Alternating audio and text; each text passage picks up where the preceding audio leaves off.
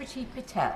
Madam Deputy Speaker, as a former Treasury Minister, I want to thank the Chancellor, but also Treasury Ministers and also government departments, because I actually know how hard it is to put a budget together and the level of representations that are made. And I think also I must put on record my thanks to the Chancellor for his due consideration, I think that's a polite way to put it, that he's given to the representations that I have made and I've consistently made in terms of supply side reforms and lower taxes. He knows exactly the case that I make around fiscal drag in particular, and for delivering greater efficiencies in government.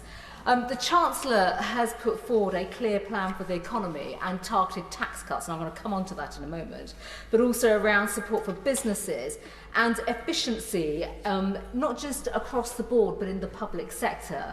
And we're never going to get the benefits today, I think, of discussing the ins and outs of the Red Book and the OBR. And, you know, on days like today, if we had much more time, we'd all love it. And I can give you that assurance.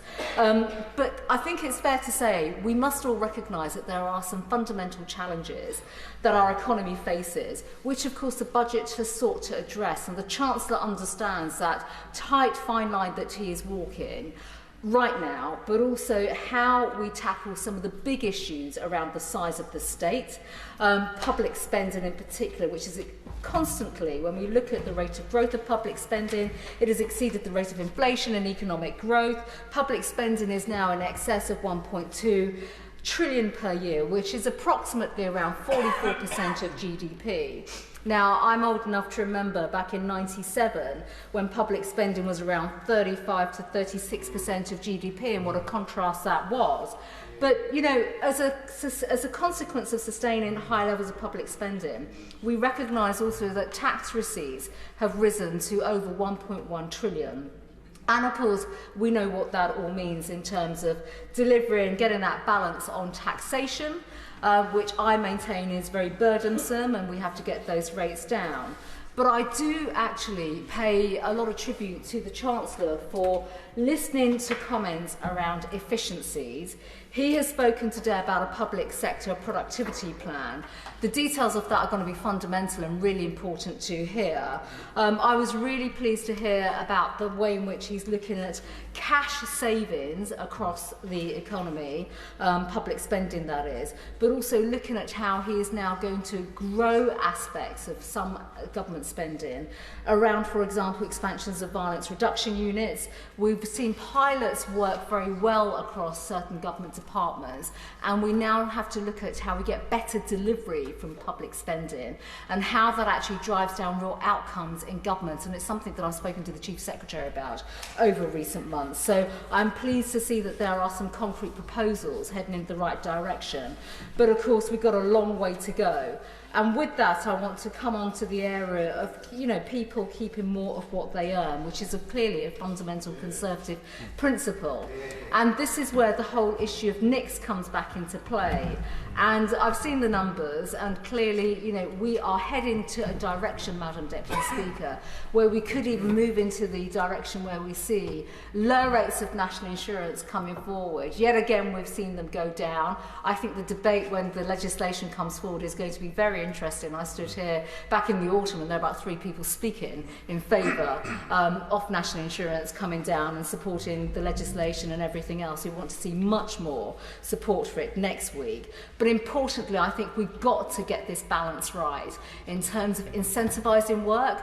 Getting national insurance down is fundamental, but actually tackling the number of people that get caught up in terms of high rates of taxation and fiscal drag. The last numbers in the autumn meant that 4 million more people would be brought into paying higher rates of taxation by 2029. We'll go through the OBR and see what this means this time round, but of course it is still significant, and we now know that more work is required in that area. But it will be interesting to see, is this a government that's going to bring national insurance down again successively in future autumn statements too? That's something that we should look at. Clearly I welcome the reduction, or the decision to maintain the 5p reduction in fuel duty. We've already heard what that means for working households. I've made representations on that, and I will always continue to make representations in that area. But also when it comes to business taxes, Fiscal events are huge for business taxation, they really are, and I welcomed the announcements today on increasing VAT registration threshold, obviously freezing things such as alcohol duty, but also when it comes to dealing much more on tourism, lowering corporation tax. I've spent many times here speaking about low rates of corporation tax. We are now tied into the OECD rates of minimum corporation tax. My views are known on that, but also I want to see greater changes now so that we can see businesses benefit from our Brexit freedoms. So, Madam Deputy Speaker, there are many areas that I would like to speak about today.